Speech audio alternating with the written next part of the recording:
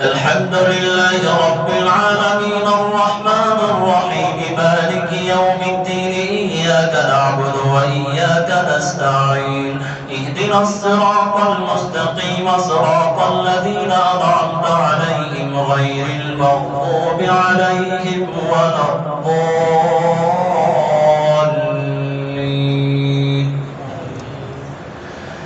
يا أيها الذين آمنوا اتقوا الله وكونوا مع الصادقين.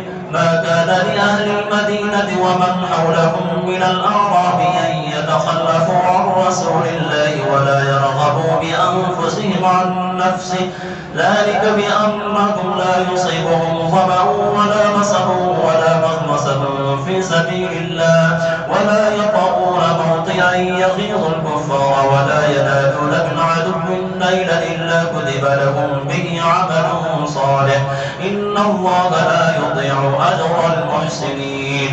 ولا ينفقون نفقة صغيرة ولا كبيرة ولا يقطعون واديا إلا كتب لهم ليجزيهم الله أحسن ما كانوا يعملون. وما كان المؤمنون لينفروا كافة فلولا نفر من كل فرقة منهم طائفة ليتفقهوا في الدين ولينذروا قومهم إذا رجعوا إليهم لعلهم يحذرون. يا أيها الذين آمنوا قاتلوا الذين يلونكم من الكفار وليجدوا فيكم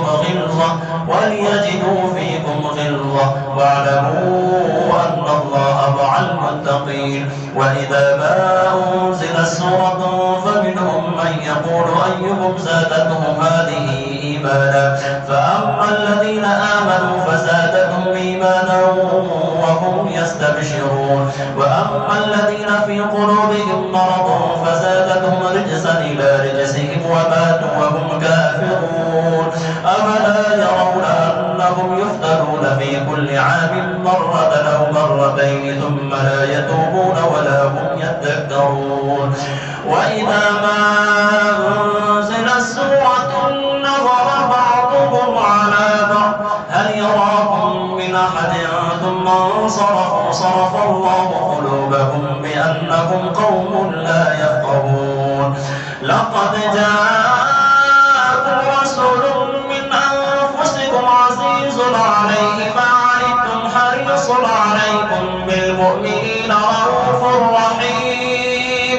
فإن تولوا فقل حسبي الله لا إله إلا هو عليه توكلت وهو رب العرش العظيم.